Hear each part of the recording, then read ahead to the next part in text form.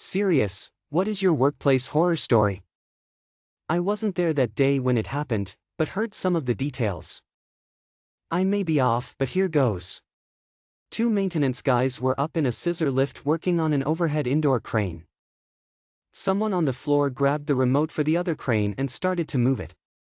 One maintenance guy yelled, "Duck," and ducked. The other turned to see what was happening and apparently was crushed between the two cranes and then fell out of the lift.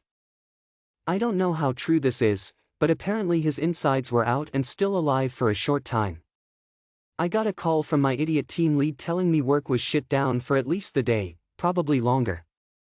He didn't mention the guy dying, just mentioned it was awesome to have a long weekend.